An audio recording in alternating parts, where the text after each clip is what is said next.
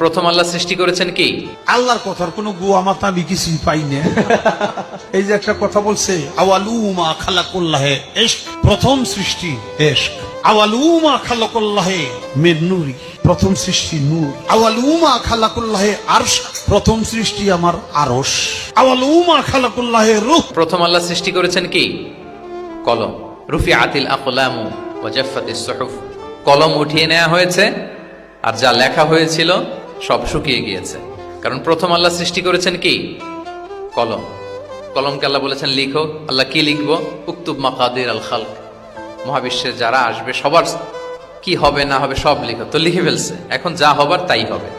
তাহলে দেখেন, আকীদা সংক্রান্ত, ইসলামের বুনিয়াদী বিশ্বাস সংক্রান্ত চমৎকার কিছু লার্নিং, কিছু লেসন আল্লাহ রাসূল সাল্লাল্লাহু আলাইহি ওয়াসাল্লাম আব্দুল্লাহ ইবনে আব্বাসকে দিয়েছেন। এবং এটা ছিল one on one meeting, private learning session. আর কেউ ছিল না তখন। আব্দুল্লাহ ইবনে আব্বাস এটা শুনেছেন এবং আমাদের কাছে বর্ণনা করেছেন। আচ্ছা, এক সাহাবী এসে বলল, ইয়া রাসূলুল্লাহ মাতা সাআ, হে নবী কিয়ামত কখন হবে? রাসূল সাল্লাল্লাহু আলাইহি ওয়াসাল্লাম কখন হবে উত্তর না দিয়ে প্রশ্ন করলেন, ওয়া মাযা আ'দাততা লাহা, কিয়ামতের তোমার কি প্রিপারেশন আগে ওইটা বলো। কিয়ামত কবে হবে জানার জন্য এত ব্যতিব্যস্ত, আগে বলো হোয়াটস ইউর প্রিপারেশন ফর কিয়ামত, তোমার কি প্রস্তুতি। তাইলে আরেকটা প্রশ্ন, প্রশ্নের বিপরীতে উনি উত্তর না দিয়ে উনি আবার কি করলেন? সবাই বলুন তো, উনি আবার কি করলেন? উনি নিজে আবার প্রশ্ন করলেন। তুমি জিজ্ঞেস করলে কিয়ামত কবে, তুমি বলো কিয়ামতের প্রিপারেশন কি নিছো বলো।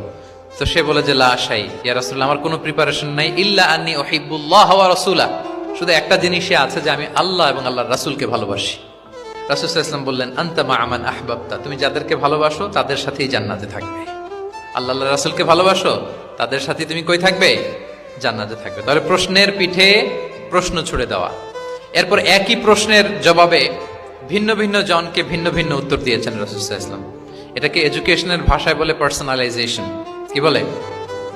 মানে যার যেটা লাগবে। শিক্ষক ভালো বুঝে, কয়েকটা ক্লাস নিলে উনি বুঝে ফেলে যে কার রিসিভিং ক্যাপাসিটি কতদূর, কার কোনটাতে ঘাটতি, কার কোনটাতে সমস্যা। একজন আদর্শ শিক্ষক, একজন চৌকস শিক্ষক, তিনি খুব সহজে এটা ধরে ফেলেন।